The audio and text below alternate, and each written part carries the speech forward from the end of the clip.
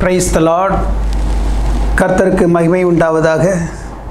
இந்நாளிலும் கூட கிறிஸ்துவுக்கு பிரியமானவர்களே, கர்த்தராகிய இயேசு கிறிஸ்துவின் நாமத்தினாலே உங்கள் யாவரையும் வாழ்த்தி வரவேற்கிறேன். இன்று நாம் கேட்கப் போகும் தேவ செய்தியுடைய தலைப்பு விண்ணப்பத்தை கேட்கிற தேவன். நம்முடைய தேவன் விண்ணப்பத்தை கேட்கிற தேவனாக இருக்கிறார். விண்ணப்பத்தை கேட்கிற தேவனாக மாத்திரமல்ல, விண்ணப்பத்தை கேட்ட உடனே அதற்கு பதில் கொடுக்கிறவராகவும் இருக்கிறார். தேவன் தம்முடைய ஜனங்களை எகிப்து தேசத்திலிருந்து மோசேயின் தலைமையில் அழைத்து வந்தபோது, மோசே தேவனை நோக்கி எப்பொழுதெல்லாம் விண்ணப்பித்தானோ அப்பொழுதெல்லாம் மேகத்தூணிலே இறங்கி வந்து மோசேயின் விண்ணப்பத்தை உடனுக்குடன் நிறைவேற்றினார். மோசேயின் மரணத்துக்கு பிறகு யோசுவா தேவனை நோக்கி எப்பொழுதெல்லாம் விண்ணப்பித்தானோ அப்பொழுதெல்லாம் யோசுவாவோடு கூட இருந்து விண்ணப்பங்களை நிறைவேற்றினார். அதன் பிறகு நியாயாதிபதிகளை கொண்டு தம்முடைய ஜனங்களை போஷித்த நேரத்தில் கூட நியாயாதிபதிகளின் விண்ணப்பங்களை கேட்டு உடனுக்குடன் பதில் கொடுத்தார். ஆம், கிறிஸ்துவுக்கு பிரியமானவர்களே, நம்முடைய தேவன் விண்ணப்பத்தை கேட்கிறவராக மாத்திரமல்ல, கேட்கிற விண்ணப்பத்துக்கு உடனே பதில் கொடுக்கிறவருமாக இருக்கிறார். ஆக இந்நாளிலே நாம் வேதத்திலிருந்து 3 காரியங்களை பார்க்க போகிறோம். முதலாவதாக 1 சாமுவேல் 1ஆம் அதிகாரத்தை எடுத்துக்கொண்டோம் என்றால், அங்கே குழந்தை இல்லாத அன்னாள் தேவனிடத்தில் அழுது மன்றாடி விண்ணப்பம் பண்ணி குழந்தையை பெற்றுக்கொள்ளுகிறாள். ஆம், 1 சாமுவேல் 1ஆம் அதிகாரத்திலே அன்னாளுடைய கணவனாகிய எல்கானா என்பவன் அன்னாளை மிகவும் நேசிக்கிறவனாகத்தான் இருந்தான். ஆனால் எல்கானாவுக்கு 2 மனைவிகள் இருந்தபடியினாலே முதல் மனைவியாகிய பெனின்னாள் பிள்ளைகளை பெற்றாள்.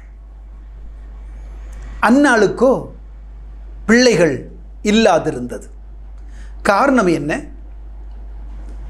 வேதம் சொல்லுகிறது, 1 சாமுவேல் 1ஆம் அதிகாரம் 6ஆம் வசனத்திலே, கர்த்தர் அவளுடைய கற்பத்தை அடைத்திருந்தார். அதனால் அவளுடைய சக்களத்தி அவள் விசனப்படும்படியாக மிகவும் பரியாசம் பண்ணி கொண்டிருந்தாள். உங்களுக்கு நன்றாக தெரியும், ஒருவேளை குழந்தை இல்லை என்றால் பரவாயில்லை, ஆனால் அக்கம் பக்கத்தில் இருக்கிறவர்கள் அவர்களை வார்த்தையால் கொல்லும்போது அவர்களுக்கு வேதனையாக இருக்கும் அல்லவா? இப்பொழுதுள்ள காலத்திலும் அப்படித்தானே. அநேகருக்கு குழந்தைகள் இல்லைத்தான், ஆனால் அவர்கள் கவலை இல்லாமல் இருப்பதற்கு அருகில் உள்ளவர்கள் விடுவதில்லை. ஏன் குழந்தை இல்லை, எதற்காக குழந்தை இல்லை, இப்படியாக சொல்லி அவர்களை வேதனைப்படுத்துவார்கள். அப்படித்தான் இந்த பெனின்னாள் அன்னாளை மிகவும் கேவலப்படுத்தி கொண்டிருந்தாள். இதனால் அன்னாள் எப்பொழுதும் அழுது கொண்டே இருப்பாள். கிறிஸ்துவுக்கு பிரியமானவர்களே, எல்கானா அன்னாளை நோக்கி, அன்னாளே, ஏன் அழுகிறாய்? ஏன் சஞ்சலப்படுகிறாய்? ஏன் சாப்பிடாதிருக்கிறாய்? 10 பிள்ளைகளை பார்க்கிலும் நான் உனக்கு அதிகமல்லவோ என்பான். ஆனாலும் அவள் அழுது கொண்டே இருப்பாள். இப்படியாக இருக்கும்போது ஒரு நாள் சீலோவில் உள்ள ஆலயத்திலே அன்னாள் சென்று கர்த்தரை நோக்கி விண்ணப்பம் பண்ணுகிறாள். அங்கே நியாயாதிபதியாக ஏலி அமர்ந்திருக்கிறான். ஆலயத்துக்கு சென்று அன்னாள் 1 சாமுவேல் 1ஆம் அதிகாரம் 10, 11 ஆகிய வசனங்களிலே அவள் போய் கர்த்தரை நோக்கி விண்ணப்பம் பண்ணும்போது மிகவும் விசனப்பட்டு அழுதாள் என்று சொல்லப்பட்டிருக்கிறது. அது மட்டுமல்லாமல் கர்த்தரை நோக்கி அவள் இப்படியாய் கேட்டாள், உம்முடைய அடியவளாகிய என்னை நினைத்தருளி என்னை கண்ணோக்கி பார்த்து அடியவளாகிய எனக்கு ஒரு ஆண்மகனை கொடுப்பீரானால் அவனை நான் கர்த்தருக்கு காணிக்கையாக கொடுப்பேன் என்று சொல்லுவாள். கர்த்தருடைய ஆலயத்திலே என்னுடைய மகனை கர்த்தருக்கென்றே கொடுப்பேன் என்று அவள் விண்ணப்பம் பண்ணி பொருத்தனை பண்ணினாள். கர்த்தர் அவளுடைய விண்ணப்பத்தை கேட்டார். அவள் எதற்காக விண்ணப்பம் பண்ணுகிறாள் என்பதை ஏலி அறிந்து கொண்டபோது ஏலி அன்னாளை பார்த்து 1 சாமுவேல் 1ஆம் அதிகாரம் 17ஆம் வசனத்திலே, நீ பயமில்லாமல் போ, நீ உன் இஸ்ரவேலின் தேவனிடத்தில் கேட்ட விண்ணப்பத்தின்படி அவர் உனக்கு கட்டளையிடுவாராக என்று சொல்லி ஆசீர்வதித்தான். ஏலி கொடுத்த இந்த ஆசீர்வாதத்தை அன்னாள் கடவுளால் கொடுக்கப்பட்ட ஆசீர்வாதமாக எண்ணினாள். அப்படியே குறித்த நாட்கள் கழிந்த பிறகு அன்னாள் கர்ப்பவதியாகி குழந்தையை பெற்றெடுத்தாள். அந்த குழந்தைக்கு சாமுவேல் என்று பெயரிட்டாள். அந்த குழந்தை பால் குடிக்க மறந்தபோது அந்த பிள்ளையை அழைத்து சென்று தேவனுடைய ஆலயத்திலே ஏலிக்கு முன்பாக விடுகிறாள். ஆம், கிறிஸ்துவுக்கு பிரியமானவர்களே, 1 சாமுவேல் 1ஆம் அதிகாரம் 27, 28 ஆகிய வசனங்களிலே, நான் கர்த்தரிடத்தில் கேட்ட என் விண்ணப்பத்தின்படி எனக்கு கட்டளையிட்டார். நான் கேட்டுக்கொண்டபடியினாலே தேவன் எனக்கு இந்த பிள்ளையை கொடுத்தார். அவரிடத்தில் நான் சொன்னபடியே இந்த குழந்தையை உயிரோடு இருக்கும் நாளெல்லாம் அவனை கர்த்தருக்கென்றே ஒப்புவிக்கிறேன் என்று ஏலியின் முன்பாக ஒப்புவித்தாள். இதனால் நாம் அறிந்து கொள்வது என்ன? குழந்தை இல்லாமல் இருந்த அன்னாளை தேவன் ஆசீர்வதித்தார். அன்னாளுடைய விண்ணப்பத்தை கேட்டார். அன்னாள் செய்த பொருத்தனையே அவள் நிறைவேற்றினாள். அன்னாளால் ஆலயத்திலே விடப்பட்ட இந்த சாமுவேல் தான் பின்னாளிலே இஸ்ரவேல் ஜனங்கள் தங்களுக்கு ஒரு ராஜா வேண்டும் என்று கேட்டபோது தேவனிடத்தில் சொல்லி சவுலை ராஜாவாக்கினான். சவுல் தேவனை விட்டு பின்வாங்கிய போது தேவனுடைய ஆணையின்படி தாவீதை ராஜாவாக்கினான். இப்படியாக மிக சிறந்த நியாயாதிபதியாக இருந்து இஸ்ரவேல் ஜனங்களை வழிநடத்தினான். அன்னாள் விண்ணப்பத்தை தேவன் கேட்டார். அன்னாளின் விருப்பப்படி ஒரு ஆண்மகனை கொடுத்தார். அவளும் அந்த பிள்ளையை ஆண்டவருடைய ஆலயத்துக்கு கொடுத்தாள். தேவன் அவளை ஆசீர்வதித்தார். பின்னாளிலே அவளுக்கு 3 குமாரரும் 2 குமாரத்திகளும் பிறந்தார்கள். ஆம், கிறிஸ்துவுக்கு பிரியமானவர்களே, சங்கீதக்காரன் சங்கீதம் 113:9 சொல்லுகிறானே, மலடியை சந்தோஷமான பிள்ளை தாட்சியாக்கி வீட்டிலே குடியிருக்க பண்ணுகிறார் என்று. உண்மைதானே? விண்ணப்பத்துக்கு செவி கொடுக்கிற தேவன் நம்முடைய தேவன். எத்தனை பேருக்கோ பிள்ளைகள் இல்லாமல் இருக்கலாம், ஆனால் அன்னாள் தேவனிடத்தில் சென்று கண்ணீர் வடித்த போது தன் கவலையை அவருடைய பாதத்தில் வைத்தபோது தேவன் அவளுடைய விண்ணப்பத்தை கேட்டு அவளுக்கு குழந்தையை கொடுத்தது போல தேவனிடத்தில் சென்று நம்முடைய விண்ணப்பத்தை நாம் சொல்லும்போது தேவன் நம்முடைய விண்ணப்பத்துக்கு உடனே பதில் கொடுக்கிறவராக இருக்கிறார். ஆம், கிறிஸ்துவுக்கு பிரியமானவர்களே, எந்த நேரமும் நாம் தேவனோடு கூட இருந்து நம்முடைய விருப்பங்களை அவரிடத்தில் சொல்லி அவரிடத்திலிருந்து நம்முடைய தேவைகளை நிறைவு செய்ய வேண்டும். மீண்டுமாக இந்த செய்திக்கு ஆதாரமாக 2 ராஜாக்கள் 20ஆம் அதிகாரத்தை எடுத்துக்கொள்ளலாம். இங்கே யூத ராஜாவாகிய எசேக்கியா மரண வியாதியில் இருக்கிறார். மரண வியாதியில் இருக்கக்கூடிய எசேக்கியாவிடத்தில் வந்த தேவனுடைய தீர்க்கதரிசியாகிய ஏசாயா எசேக்கியாவை பார்த்து, நீர் உம்முடைய வீட்டு காரியங்களை ஒழுங்குபடுத்தும், நீர் பிழைக்க மாட்டீர், நீர் மரித்து போவீர் என்கிறான். பாருங்க, மரணப்படுக்கையில் இருக்கக்கூடிய ஒருவரிடத்தில் சென்று நாம் இப்படி சொன்னால் எப்படி இருக்கும்? நோய்வாய்ப்பட்ட ஒருவரை பார்க்க செல்லும் போது கர்த்தர் உங்களை குணமாக்குவார், சீக்கிரமாக குணமாவீர்கள் என்று சொன்னார் அவர்களுக்கு கொஞ்சம் ஆறுதலாக இருக்கும். ஆனால் ஏசாயா தீர்க்கதரிசியோ நீ மரித்து போவாய் என்று சொல்லுகிறார். இதை கேட்ட மாத்திரத்திலே எசேக்கியா சுவர்புறமாக திரும்பி நின்று கர்த்தரை நோக்கி விண்ணப்பம் பண்ணுகிறார். 2 ராஜாக்கள் 20ஆம் அதிகாரம் 3ஆம் வசனத்திலே, ஆ கர்த்தாவே, நான் உமக்கு முன்பாக மன தாழ்மையாய் உத்தமமாய் நடந்து உமது பார்வைக்கு நலமானதை செய்தேன் என்பதை நினைத்தருளும் என்று விண்ணப்பம் பண்ணினான். மட்டுமல்ல, எசேக்கியா மிகவும் அழுதான்.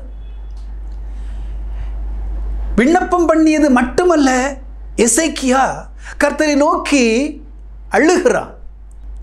கர்த்தர் எசேக்கியாவுடைய விண்ணப்பத்தையும் கேட்டார், அவனுடைய அழுகையையும் பார்த்தார், அவனுடைய கண்ணீரையும் கண்டார். நம்முடைய தேவன் இரக்கமுள்ள தேவன் அல்லவா? அவர் உடனடியாக தான் என்ன செய்ய போகிறேன் என்பதை ஏசாயா தீர்க்கதரிசிக்கு சொல்லுகிறார். ஏசாயா தீர்க்கதரிசி அரண்மனையிலிருந்து வெளியே பாதி முற்றத்தை தாண்டி செல்லவில்லை. அதற்குள்ளே தேவனுடைய வார்த்தை ஏசாயா தீர்க்கதரிசிக்கு வருகிறது. 2 ராஜாக்கள் 20ஆம் அதிகாரம் 5ஆம் வசனத்திலே தேவன் ஏசாயா தீர்க்கதரிசியிடத்தில் சொன்ன வார்த்தை என்னவென்றால், நான் உன் விண்ணப்பத்தை கேட்டேன், உன் கண்ணீரை கண்டேன், நான் உன்னை குணமாக்குவேன், நீ 3ஆம் நாளில் தேவாலயத்துக்கு போவாய், என் நிமித்தமாக, என் தாசனாகிய தாவீது நிமித்தமாக உன்னை, உன் தேசத்தை சத்துருக்களிடம் இருந்து காப்பேன் என்று வாக்குத்தத்தம் கொடுக்கிறார். எசேக்கியா தேவனை நோக்கி விண்ணப்பித்தான். தேவன் அவனுடைய விண்ணப்பத்தை கேட்ட மாத்திரத்திலே இப்படியாக பதில் சொன்னது மாத்திரமல்ல, அதே அதிகாரம் 6ஆம் வசனத்திலே உன்னுடைய வாழ்நாளில் 15 ஆண்டுகளை கூட்டித் தருவேன் என்றார். கிறிஸ்துவுக்கு பிரியமானவர்களே, எசேக்கியாவை பார்த்து ஏசாயா சொன்னார், நீர் மரித்து போவீர் என்று. ஏசாயா தேவனை நோக்கி விண்ணப்பம் பண்ணுகிறார். தேவன் அவனுடைய வாழ்நாளை ஓராண்டு ஈராண்டு கூட்டி கொடுக்கவில்லை, 15 ஆண்டுகள் கூட்டி கொடுத்தார். மரண வியாதியில் இருந்த எசேக்கியா கர்த்தரை நோக்கி விண்ணப்பித்த போது அவன் வியாதியிலிருந்து அவனை விடுவிக்கிறார், நம்முடைய தேவன். ஏசாயா தீர்க்கதரிசி அத்திப்பழத்து அடையை கொண்டு வந்து அவனுடைய பிளவையின் மேல் போட்டு அந்த நோய் தீரும்படியாக செய்கிறார். அதன் பிறகு தேவன் சொன்னபடியே அவன் 3ஆம் நாள் தேவாலயத்துக்கு சென்றான். கிறிஸ்துவுக்கு பிரியமானவர்களே, நம்முடைய தேவனால் எந்த நோயையும் பொறுக்க முடியும். அவரால் செய்யக்கூடாத காரியம் எதுவும் இல்லை. இதோ பூமியுள்ள சகல ஜாதிகளுக்கும் தேவனாகிய கர்த்தர் நான், என்னாலே செய்யக்கூடாத அதிசயமான காரியம் ஒன்றுண்டோ என்று கேட்கிறார். எசேக்கியாவுக்கு வந்த அந்த கொடிய வியாதியிலிருந்து அவனை காத்து அவனுடைய ஆயுளை 15 ஆண்டுகள் கூட்டிக் கொடுத்த தேவன் நம்முடைய ஆயுளையும் கூட்டிக் கொடுக்க ஆயத்தமாக இருக்கிறார். அநேக நோய்களில் பீடிக்கப்பட்ட மக்கள் இருக்கத்தான் செய்கிறார்கள். மருத்துவமனையிலே மரணப்படுக்கையில் இருக்கிறவர்கள் இருக்கத்தான் செய்கிறார்கள். ஆனால் யாராக இருந்தாலும் நம்முடைய தேவனிடத்தில் வந்து அவருடைய பாதம் பணிந்தால், விண்ணப்பித்தால், தேவன் விண்ணப்பத்தை கேட்டு உடனே பதில் கொடுக்கிறவராக இருக்கிறார். மட்டுமல்ல, தொடர்ந்து 1 நாளாகமம் 21ஆம் அதிகாரத்தை நாம் படித்து பார்ப்போம் என்றால், அங்கே கர்த்தருக்கு பயந்து கர்த்தருடைய வழிகளில் நடந்த தாவீது சாத்தானுடைய சூழ்ச்சியினால் இஸ்ரவேலுக்கு விரோதமாக இஸ்ரவேலை கணக்கெடுக்க சொல்லுகிறான். இஸ்ரவேல் ஜனங்கள் எவ்வளவாய் இருக்கிறார்கள் என்பதை கண்டறிந்து வரும்படியாக படைத்தளபதியாகிய யோவாபையும் ஜனத்தின் சேர்வைக்காரர்களையும் அழைத்து பெயர்சபா முதல் தான் மட்டும் சென்று இஸ்ரவேல் ஜனங்கள் எவ்வளவாய் இருக்கிறார்கள் என்பதை கணக்கெடுத்து வரும்படியாய் சொல்லுகிறார். இதை கேட்ட மாத்திரத்தில் யோவாப் 1 நாளாகமும் 21ஆம் அதிகாரம் 3ஆம் வசனத்திலே யோவாப் தாவீதை நோக்கி, கர்த்தருடைய ஜனங்கள் இப்பொழுது இருக்கிறதை பார்க்கில் 100 பெருக பண்ணுவாராக என்று சொல்லுகிறார். இப்பொழுது இருக்கிற ஜனங்களை பார்க்கிலும் கர்த்தருடைய ஜனங்கள் 100 பெருக வேண்டும் என்பது யோவாபின் விருப்பமாக இருக்கிறது. நம்முடைய தேவனுடைய விருப்பமும் அப்படித்தானே. ஆபிரகாமை ஆசீர்வதிக்கும் போது அவர் என்ன சொன்னார்? இதோ உன்னுடைய சந்ததியை கடற்கரை மணலைப் போலவும் வானத்து நட்சத்திரங்களைப் போலவும் பெருக பண்ணுவேன் என்று சொல்லியிருந்தார். அப்படியாக தன்னுடைய ஜனங்கள் வானத்து நட்சத்திரங்களைப் போல கடற்கரை மணலைப் போல பெருக வேண்டும் என்று விரும்பிய தேவனுடைய ஜனங்களை தாவீது கணக்கெடுக்க சொன்னால் தேவனுக்கு கோபம் வருமா வராதா? தாவீது செய்த காரியம் தேவனுக்கு பொல்லாப்பாக இருந்தது. தேவன் சினம் கொண்டார். உடனடியாக தாவீதுடைய ஞானதிருஷ்டிக்காரனாகிய காத் என்ற தீர்க்கதரிசியை அழைத்து, நீ போ, தாவீதிடத்தில் போய் கர்த்தருவனிடத்தில் 3 காரியங்களை வைத்திருக்கிறார், அவைகளில் ஏதேனும் ஒன்றை தெரிந்து கொள்ளும்படியாய் சொல், அதை கர்த்தர் உனக்கு நிறைவேற்றுவார் என்று சொல்லும்படியாக காத்திடத்தில் சொல்ல, ஞான திருஷ்டிக்காரனாகிய காத் தாவீதிடத்தில் வந்து தேவனுடைய வார்த்தைகளை சொல்லுகிறான். இதோ கர்த்தர் உனக்கு முன்பாக 3 காரியங்களை வைத்திருக்கிறார், இதில் ஒன்றை தெரிந்து கொள். 3 வருடம் பஞ்சம் வேண்டுமா? 3 மாதங்கள் சங்காரம் வேண்டுமா? இல்லை 3 நாட்கள் கொள்ளை நோய் வேண்டுமா என்று தாவீது தான் செய்த தவறுக்கு மன்னிப்பு கோருகிறான். கர்த்தரிடத்தில் மன்றாடுகிறான். 3 காரியங்கள் தாவீதுக்கு முன்பாக வைக்கப்பட்டிருக்கிறது. 3 வருஷம் பஞ்சத்தை எடுத்துக்கொள்வதா? 3 மாத சங்காரத்தை எடுத்துக்கொள்வதா? இல்லை 3 நாள் கொள்ளை நோயை எடுத்துக்கொள்வதா? தீர்க்கதரிசியான காத் சொல்லுகிறான், நீ எதை எடுக்கிறாய் என்பதை சொல், நான் அதை கர்த்தரிடத்தில் சொல்ல வேண்டும் என்று. அப்பொழுது தாவீது சொன்னான், நான் மனுஷர் கையில் விழாதிருப்பேனாக, கர்த்தருடைய கையில் விழுவேனாக. நான் மனுஷர் கையில் விழாதிருப்பேனாக, கர்த்தருடைய கையில் விழுவேனாக என்று. உடனே கர்த்தர் இஸ்ரவேலின் மேல் கொள்ளை நோயை வர பண்ணினார். இஸ்ரவேலில் கொள்ளை நோய் வந்தபோது 70,000 பேர் மடிந்து போனார்கள். ஆம் கிறிஸ்துவுக்கு பிரியமானவர்களே, இப்பொழுது கர்த்தருடைய தூதன் உருவிய பட்டயத்தை எருசலேமுக்கு நேராக பிடித்துக் கொண்டு நிற்கிறார். கர்த்தர் பார்க்கிறார். தீங்குக்கு மனஸ்தாபப்படுகிற தேவன் அல்லவா நம்முடைய தேவன். போதும், உன்னுடைய கையை நிறுத்து என்று கட்டளையிடுகிறார். அந்த நேரத்திலே கர்த்தருடைய தூதன் உருவின பட்டயத்தோடு ஒர்னானின் களத்தண்டை நின்று கொண்டிருக்கிறார். இதை தாவீது பார்க்கிறார். வானத்துக்கும் பூமிக்கும் நடுவே உருவின பட்டயத்தோடு கூட கர்த்தருடைய தூதன் நின்று கொண்டிருப்பதை பார்த்த தாவீது முகம் குப்புற விழுகிறார்.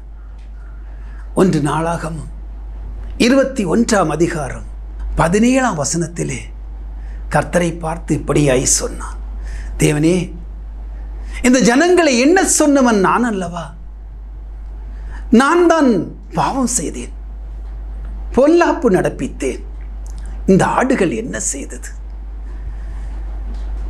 தேவனே, உம்முடைய வாதிக்கும் கரம் உம்முடைய ஜனங்களுக்கு விரோதமாய் இராமல் எனக்கும் என் வீட்டாருக்கும் விரோதமாய் இருப்பதாக என்று மன்றாடி விண்ணப்பம் பண்ணுகிறார். தேவன் விண்ணப்பத்தை உடனே கேட்கிறார். இரக்கமும் உருக்கமும் நீடிய சாந்தமும் மிகுந்த கிருபையும் உள்ள தேவன் அல்லவா நம்முடைய தேவன். அவர் தன்னுடைய தீங்குக்கு மனஸ்தாபப்படுகிறார். உடனடியாக கர்த்தருடைய தூதனை கொண்டு தீர்க்கதரிசியிடத்தில் சொன்ன வார்த்தை என்னவென்றால், இந்த ஒர்னானின் நிலத்திலே கர்த்தருக்காக ஒரு பலிபீடத்தை கட்டி கர்த்தருக்கு பலியிட வேண்டும் என்று. கர்த்தருடைய தூதன் சொன்ன இந்த வார்த்தைகளை தாவீது கேட்டான். ஒர்னானின் நிலத்தை 600 சேக்கல் நிறை பொன்னை கொடுத்து விலைக்கு வாங்கினான். அங்கே கர்த்தருக்காக ஒரு பலிபீடத்தை கட்டினான். அந்த பலிபீடத்தின் மேல் சர்வாங்க தகன பலியையும் சமாதான பலிகைகளையும் செலுத்தினான். கர்த்தரை நோக்கி விண்ணப்பித்தார். ஆம், கர்த்தர் சர்வாங்க தகன பலியின் மேல் நெருப்பினாலே தாவீதுக்கு உத்தரவு அளினார். மட்டுமல்ல, பட்டயத்தை உருவிக்கொண்டிருந்த அந்த கர்த்தருடைய தூதனை பார்த்து அவனுடைய பட்டயத்தை உரையிலே திரும்ப போட வேண்டும் என்று கட்டளையும் கொடுக்கிறார். கிறிஸ்துவுக்கு பிரியமானவர்களே, நம்முடைய தேவன் விண்ணப்பத்தை கேட்கிறவராக இருக்கிறார். விண்ணப்பத்தை கேட்கிறவர் மாத்திரமல்ல, கேட்ட உடனே பதில் கொடுக்கிறவருமாக இருக்கிறார். தாவீது தவறு செய்தான். தன் தவறை அறிந்து தேவனுடைய பாதம் பணிந்தான், கண்ணீரை சிந்தினான், விண்ணப்பித்தான். உடனே தேவன் அவன் விண்ணப்பத்தை கேட்டார். ஆம், சங்கீதக்காரன் சொல்வது உண்மைத்தானே. சங்கீதம் 33:9 அவர் சொல்ல ஆகும், அவர் கட்டளையிட நிற்கும். அவர் சொல்ல ஆகும், அவர் கட்டளையிட நிற்கும். நாம் எந்த ஒரு காரியமாக இருந்தாலும் தேவனுடைய பாதத்தில் வைத்து ஜெபித்தோம் என்றால், நம்முடைய விண்ணப்பத்தை அவருடைய நினைவுக்கு கொண்டு சென்றோம் என்றால், அவர் கண்டிப்பாக நம்முடைய விண்ணப்பத்தை கேட்டு உடனுக்குடன் பதில் கொடுக்கிறவராக இருக்கிறார். விண்ணப்பத்தை கேட்கிற தேவன் எந்நாளும் எப்பொழுதும் நம்முடைய விண்ணப்பத்தை கேட்பதற்காக நம்முடைய செவிகளை திறந்தே வைத்திருக்கிறார். ஆம், அதிலும் நீதிமான்களுடைய கூப்பிடுதலை கேட்பதற்காக அவருடைய செவிகள் எப்பொழுதும் திறந்தே இருக்கிறது. நாம் விசுவாசிப்போமா? கர்த்தர் நன்மை செய்கிறவர். கர்த்தரிடத்தில் எந்த விண்ணப்பத்தை வைத்தாலும் அந்த விண்ணப்பத்துக்கு உடனே பதில் கொடுக்கிறவராக இருக்கிறார். என்னை நோக்கி கூப்பிடு, நான் உனக்கு உத்தரவு கொடுத்து நீ அறியாததும் உனக்கு எட்டாததுமான பெரிய காரியங்களை அறிவிப்பேன் என்று எரேமியா 33:3 தேவன் சொல்லியிருப்பது 100% உண்மைத்தான். கர்த்தரை நோக்கி கூப்பிடுவோமா? கர்த்தர் நம்முடைய விண்ணப்பத்தை உடனுக்குடன் கேட்டு நிறைவேற்றுகிறவராக இருக்கிறார். ஜெபிப்போம். மகா இரக்கம், உருக்கம், நீடிய சாந்தமும் மிகுந்த பொறுமையுமுள்ள எங்கள் பரலோக தந்தையே, இந்த அருமையான வேலைக்காக உமக்கு நன்றி சொல்லுகிறோம் ராஜா. இந்நாளிலும் கூட நீர் கொடுத்த இந்த செய்திக்காக உமக்கு கோடி கோடி ஸ்தோத்திரம். எங்கள் தேவனாகிய நீர் விண்ணப்பங்களை கேட்கிறவராக இருக்கிறீர். எங்கள் தேவனாகிய நீர் விண்ணப்பங்களுக்கு உடனே பதில் கொடுக்கிறவராக இருக்கிறீர் ராஜா. அதற்காக உமக்கு ஸ்தோத்திரம் ராஜா. அந்நாள் உம்மை நோக்கி விண்ணப்பித்த போது தேவமே, அவளுடைய விண்ணப்பத்தின் படியே அவளுக்கு ஒரு மகனை கொடுத்தீரே ராஜா. அதற்காக உமக்கு கோடி ஸ்தோத்திரம். பின்னாளிலே அவன் தேவமே மிக சிறந்த நியாயாதிபதியாக இருந்து தேவமே உம்முடைய ஜனங்களை நியாயம் விசாரித்தானே. அப்படியாய் தேவமே மரணப்படுக்கையில் இருந்த எசேக்கியா உம்மை நோக்கி விண்ணப்பித்த போது அவனுடைய ஆயுளை கூட்டி கொடுத்தீரே ராஜா. ஓராண்டு 2 ஆண்டு அல்ல, 15 ஆண்டுகள் கூட்டி கொடுத்தீரே.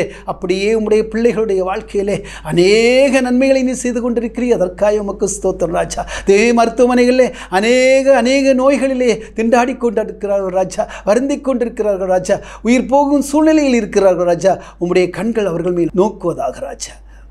அவர்களுடைய விண்ணப்பங்களை கேட்டு தேவமே அவர்களை சுகப்படுத்தும்படியாக வேண்டுகிறோம் ராஜா. இயேசு கிறிஸ்துவை நோக்கி தேவமே குஷ்டரோகி அழைத்தார். உமக்கு சித்தமானால் என்னை சுத்தமாக்க உம்மால் ஆகும் என்று அவன் விண்ணப்பித்த மாத்திரத்திலே, மகனே எனக்கு சித்தம் உண்டு, நீ சுத்தமாக என்று அவனுடைய கரத்தை தொட்டு குணமாக்கிறீர் ராஜா. அப்படியே நீர் உம்முடைய பிள்ளைகளை குணப்படுத்தும்படியாக வேண்டுகிறோம். அப்படியா தேவமே தாவீது கூட உமக்கு விரோதமாக பாவம் செய்து உம்மிடத்தில் வந்து விண்ணப்பித்த போது அவனுடைய விண்ணப்பத்தை கேட்டு நீர் அவனுக்காக மனமிறங்கியது போல நாங்களும் கூட தெரிந்தும் தெரியாமலும் அறிந்தும் அறியாமலும் செய்த பாவங்களை எங்களுக்கு மன்னித்து எங்களை உடைய சட்டைக்குள் மூடி மறைத்து நன்மைகளால் நிரப்புவீராக. தொடர்ந்து எங்களை உம்முடைய ஆளுகைக்குட்படுத்தும். துதி கன மகிமை உமக்கே செலுத்துகிறோம். எங்கள் கர்த்தர் ரட்சகராகிய இயேசு கிறிஸ்து மூலம் ஜெபம் கேட்கும் அன்புள்ள பரமபிதாவே, ஆமென்.